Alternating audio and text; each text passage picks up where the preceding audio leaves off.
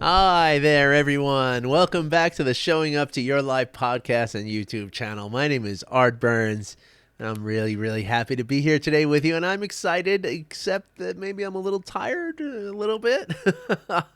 It's Saturday morning for me. Well, actually, Saturday morning for you, really Thursday morning for me, because I'm, working weekends and stuff. And so this has been very, very tricky for me, and I appreciate you all being very patient with me. But yeah, the schedule is, there are times of challenge for sure. And so today I'm a little sluggish, so please bear with me. I hope I can make it through this video. Okay, I'm sure I will.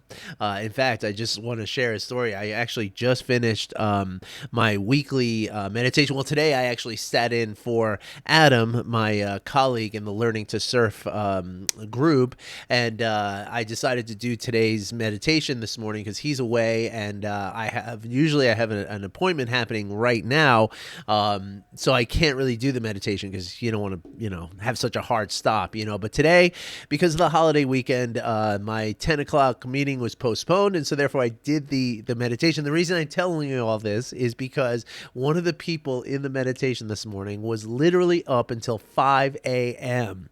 and slept for a couple of hours and got up and came to the meditation, and that I love, right?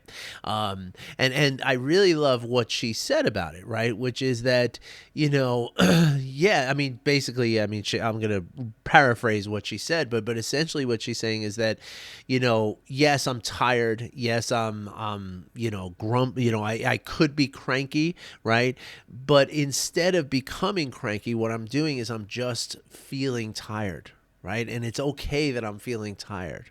Right? It's okay not to be 100%, whatever that means, right? And so I wanted to share that with you because it's a really important lesson in mindfulness, right? Which is that, when we can just bring that non-judging awareness to the status of our body, right? We recognize that, it's okay. It's okay to feel whatever it is that we're feeling. Right. And it's okay to experience whatever we're experiencing. Right. Sometimes, experiences can be painful, or sometimes they can be joyful and exciting and very pleasurable. But it's only good or bad when we compare those experiences to other experiences. Right. So a painful experience doesn't have to be bad. Right. It's something that we can learn through. It's something that we can grow through. I saw that online recently that another person who teaches Buddhism and mindfulness said, grow through what you go through, right? And the only way to do that, the only way to grow through what you go through is to really be there for it, right? To be paying attention. And the thing that most commonly blocks our ability to pay attention and to really be there with it, that thing is the judgment. Right. And so again, going back to the person in the meditation group this morning, right? She, yeah, and beautifully, I mean, she's grown so much in this work, right? Because she illustrates, she's like, in the past, I would have said, "Oh God, this is going to be terrible. I'm going to be horrible at this meditation. The whole day is going to be crap because I'm so tired, and this is just going to be disaster." Right? That was the old one of her that she used. I don't want to use her name because of privacy issues, but that was the person she was, a few months ago, right? And really just a few short months ago that's real, like not much more than that, right? It's not years and years and years that she's been practicing is my point, right? It literally is weeks or months. Like that's the measurement. So I'm saying that as an encouragement, right? Because if you're feeling the struggle, right, that you can't seem to, if you're up till 5 o'clock in the morning, you're just like wiping, writing the whole day off, right? That's how I used to be too, right? And even just a few weeks ago, that's how this person was, right? But today, she realized that she doesn't have to do that, right? It's not a rule that you have to feel that way, right? And if you can allow yourself to dwell in the openness of the non-judging awareness, well, then you can actually be curious about it, right? You can be curious about, I wonder what my day is going to be like when I'm this tired, right? I wonder what's gonna happen. in my current state. I wonder how this nervous system is going to handle the day. And once we can sort of reframe it that way, once we can shift it to being something that's open and curious, well, then we're no longer judging it, and then we're no longer, beating ourselves up or depriving ourselves of a potential of enjoyment, right? Because it is possible to enjoy something even when you're exhausted. Right. And I can speak for myself. Like I just told you, I'm exhausted today. I don't know why. I think I mentioned that. I might not even have mentioned it. That's how tired I am, and no particular reason either. I wasn't up till 5 a.m. with a sick dog pet. That's what happened to my friend. But I think the dog's okay. I hope so anyway. I wasn't up till 5 a.m., I was up till about 12:30, and then my alarm went off at 8:30, I think. So I mean, that's my sleep normally. That's 7 hours for me. Maybe I didn't sleep as soundly as I normally do. It was a little hot. I don't like to run the air conditioner at night because in the morning I wake up feeling like I have a cold. So if I can possibly stop it, I won't. If I can prevent myself from running the air conditioner, I will. And so last night I think was one of those just like that in between temperature. It was just warm enough to be uncomfortable, but not warm enough to warrant putting the air conditioner on. So I'm sure that impacted the way I slept. And so I'm tired today. And so it was very tempting for me, right? When I woke up feeling the way I was feeling, it was very tempting to me to say, "Oh gosh, I got to do this meditation. This is going to be so hard. I don't want to do the meditation this morning. I'm not feeling it."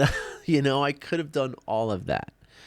And if you caught me a couple of years ago, a few years ago, maybe like 10 years ago, that's exactly what I would have done, right? That's exactly what I would have done.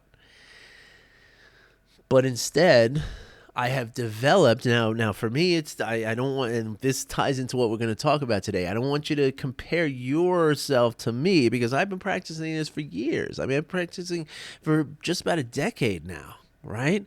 So you can't say, well, why can't I be like Art? You will be like Art. You got to just practice. Right. And but the practice is the curiosity. Right. That's the thing. Right. Like I'm still practicing by being curious about it, right? So the only difference is that I've practiced enough that I recognize it, right? That I recognize like, okay, here I am. This is one of those times, right? Where normally I would say I'm too cranky, I'm too tired, I'm just going to call it off, or I'm going to, maybe I'll show up and play a guided meditation and I'll just, turn off my computer, my camera and just, take a nap or something or have a tea while everybody else meditates. I would have done something like that. But instead, right, what I allowed myself to instead, again, just like I mentioned to you a few moments ago, and you can do this, right? This does not take 10 years of practice to say, okay, what if I just do it, right? Like, what's it going to feel like? What's going to happen? Yeah, maybe I'll fail. Maybe I'll tongue tie myself. I'll stumble. I'll make a mistake. Maybe it won't be the perfect meditation the best and most perfect meditation I've ever done. And that's okay, right? It doesn't have to be the best or the most perfect. It doesn't have to be anything, right? Because before I start doing it, it isn't anything. So it's only what I'm going to create, right? And so if I can allow myself to be curious, well, then what happens is I go through it, and you know what happened this morning? Literally, I gave, I think, the most powerful meditation that I have ever done in my whole life. And I'm hundreds and hundreds of times I've guided meditation. Not an exaggeration at all to say hundreds and hundreds of times I have guided meditations for people. And today was, in my opinion, and I'll go back and listen to it maybe, but I probably won't because I don't ever really take the time to do that. But if I did, I'm sure that I would be just as impressed as I was this morning when I was giving the meditation, that yes, this was a very, very powerful meditation. Whether it's the best or whatever, that doesn't really matter, but it was good, and both the people who were in this group, and that's the other thing, it's only, Saturday mornings in the summertime, we get a pretty, pretty slim pickings there as far as attendees goes. And so I only had two people, but those two people were so grateful, and so they loved the meditation that I walked them through. And so just thinking about that, right? That I could have said, nope, I'm not going to do it. I'm just not in the mood today. It's not my day. The world will forgive me. And I would have been forgiven, right? And it would have been okay to do that, right? But the fact that I didn't do that, and the fact that I came through and did the meditation anyway, I can now sit here knowing that those two people, right, like their day is going to be completely different now because of that meditation that I did for them. Right.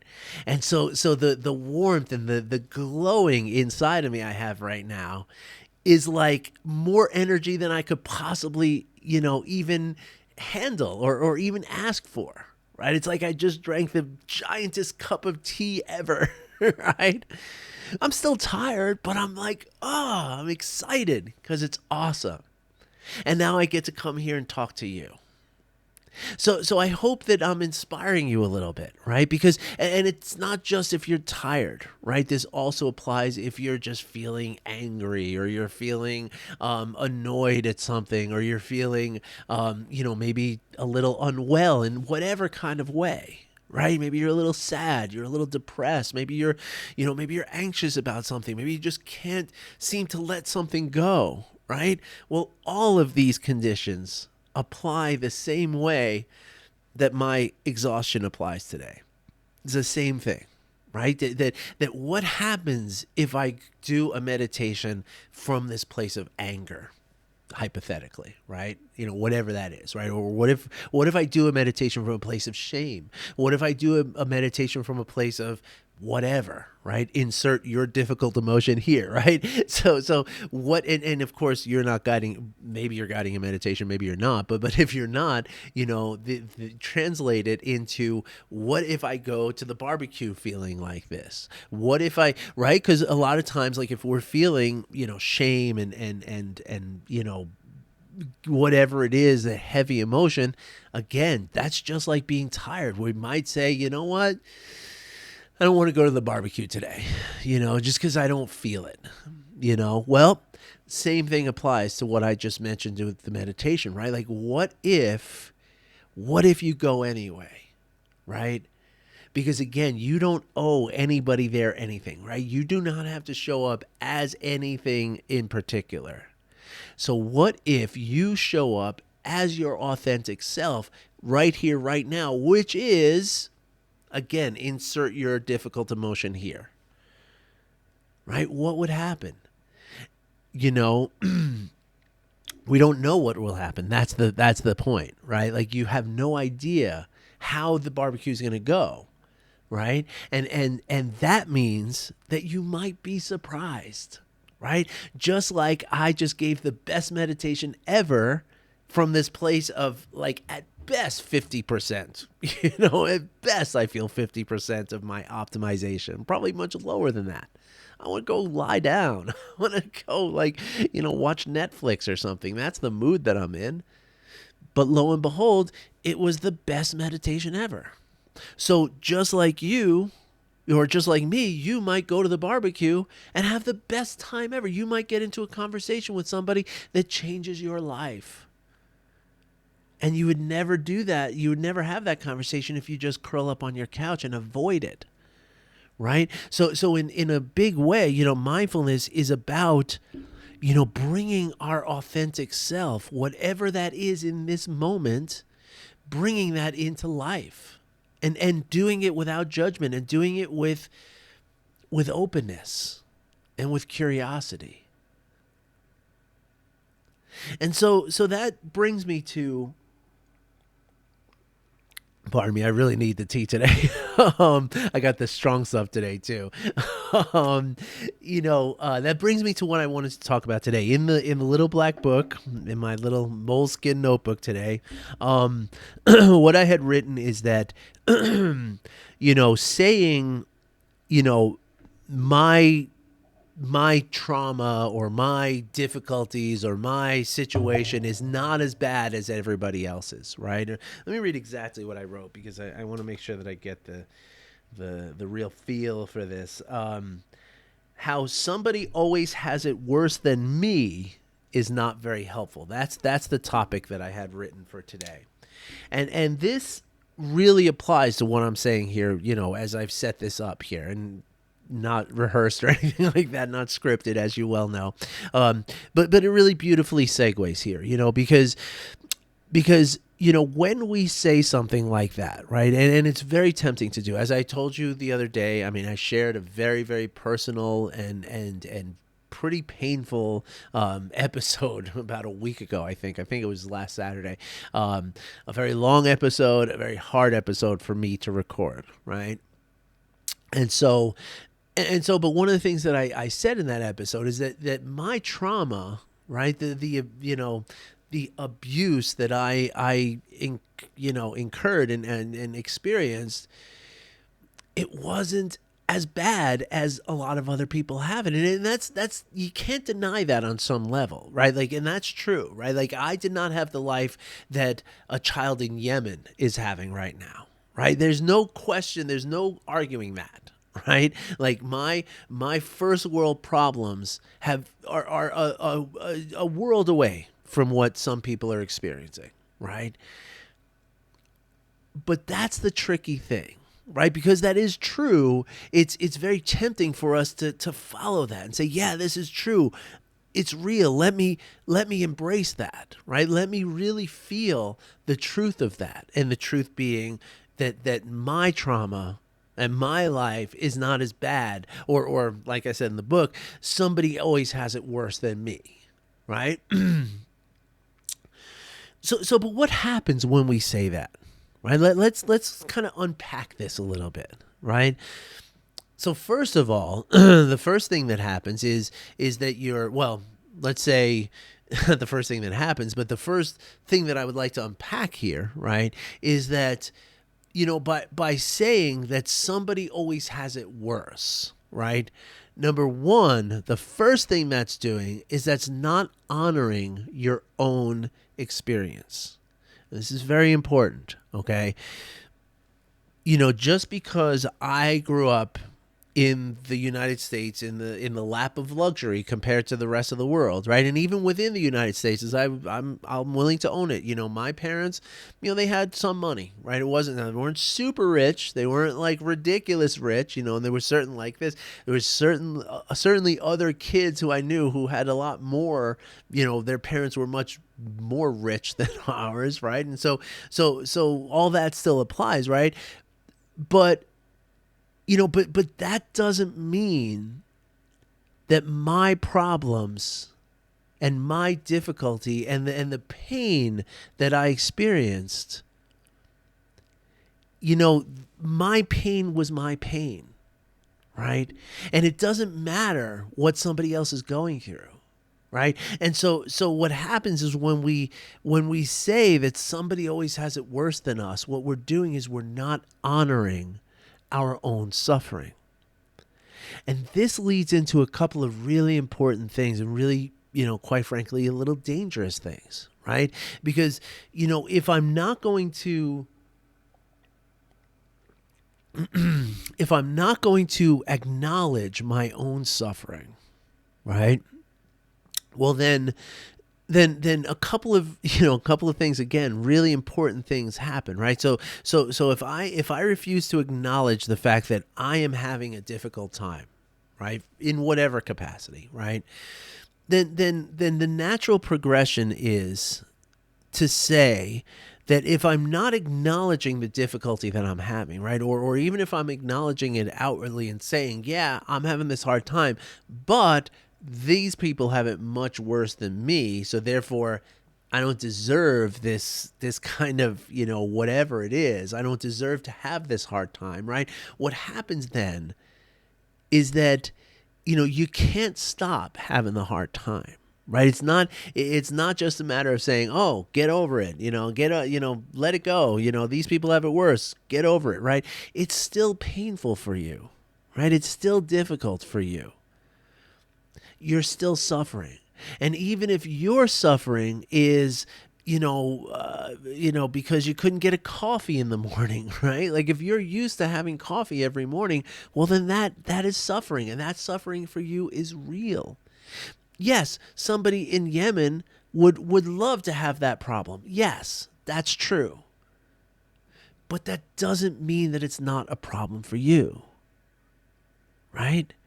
And so the thing then is that if we decide that, if we go into this with the notion that, my problems are not that bad, and therefore I should just suck it up and just keep going, and I don't deserve to feel this difficulty or this pain, right? Well, then what happens is, again, you're still going to feel the pain, you're still going to feel the suffering, it's still going to be difficult for you, but now you might start feeling ashamed that it's so difficult for you. You might start saying, well, how do these kids in Yemen deal with it? And I can't even deal with, the fact that Starbucks isn't open today. Right? And so in that shame, now you're losing your authenticity. Right? Because your pain is yours and your suffering is yours. And that's what makes you who you are in this moment. And there is nothing wrong with that. And there is no superlative comparison to be made between you and anyone else. Not between you and me, not between you and some, poor destitute child in a war-torn region of the world, right? There is no comparison to be made. Now, we can acknowledge the suffering, the great and devastating suffering that is happening for people in the world, right? And actually, the more honest we are with our own suffering, the more we're able to recognize the true suffering of people on the other end of the world, people who are having, truly, like in Palestine, they were, there was bombs going off at 1 o'clock in the morning just 2 nights ago. Right. So we can, if we get in touch with our own suffering, then we're able to more deeply and more tangibly feel the suffering of another. And that's another reason not to diminish your own suffering, but in fact, to honor your own suffering, to honor it for what it is, for what it truly is. And what it truly is has no comparison. It's your suffering. And you're entitled to honor it. You're entitled to feel the pain. You're entitled to feel the struggle.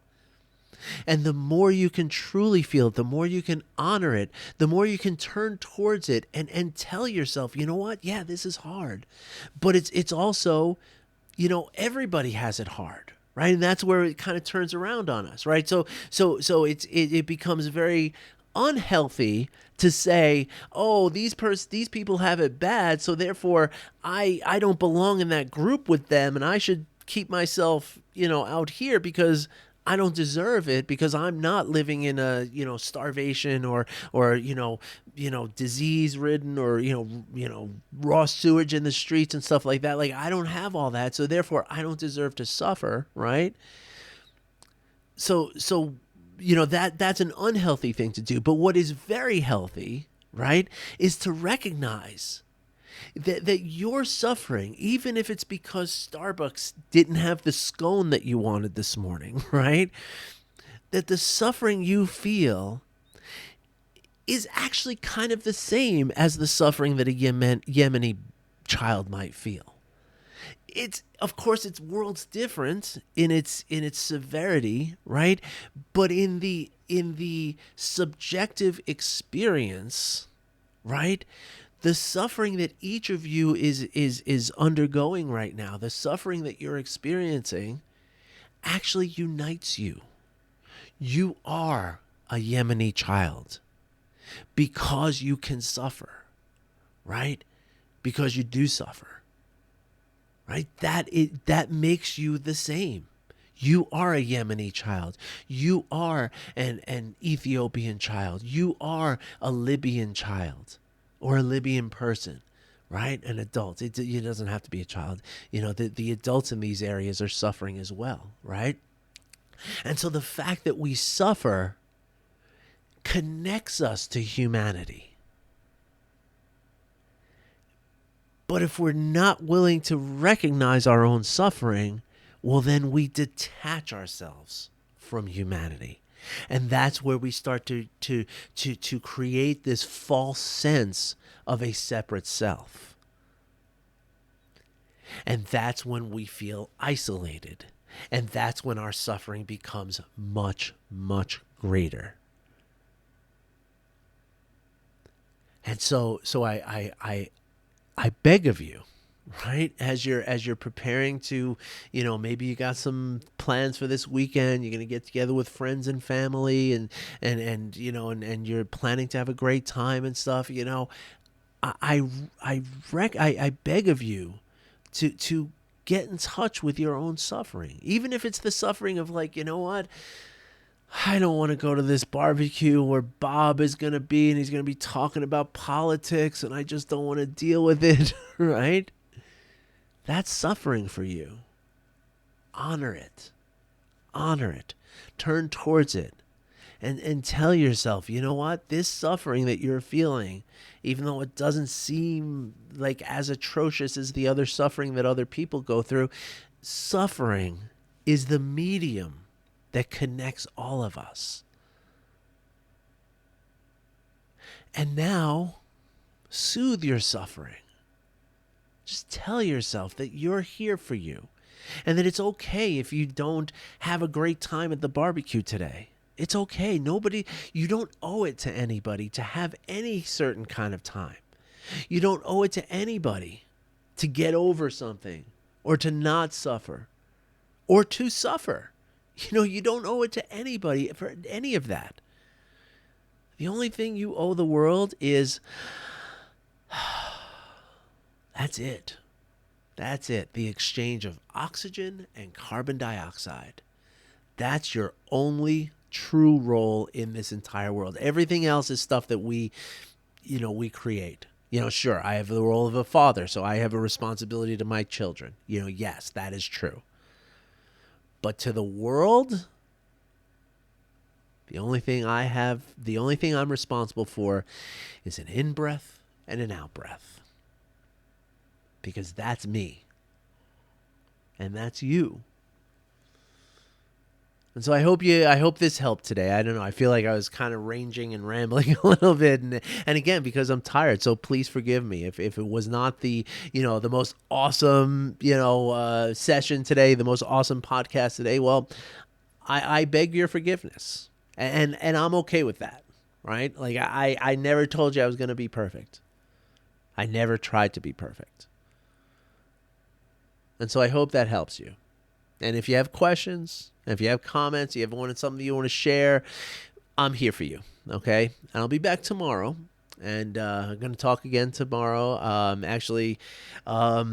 As you all know, I mean, maybe you know, maybe you don't, I am now coming up on 10 years sober. All right. Where I was, I was what you would call a functioning alcoholic for a very, very long time. Always had always had great jobs, always had great stuff, always had, life was, put together, it seemed, but it wasn't. It was horrible. And so today I want to talk about, or tomorrow I'm going to talk about, how, when we're, in that place of, the drunk or the addict, it becomes like a Jekyll and Hyde kind of thing, right? And a lot of times we think that it's the drunkenness that's the Mr. Hyde, right? That's the thing that we become that's not really us, but I'm going to tell you how that's not true. I'm going to explain to you and show you how it's actually, that's the real you that the alcohol and the drugs are allowing to come out. And we're going to talk about that tomorrow. So, thank you for listening. Thank you for watching. I wish you well, and I hope whatever you're doing today and this weekend, stay safe, stay present, stay curious, and stay compassionate. All right, everybody. Take care. Have a great day. Bye-bye.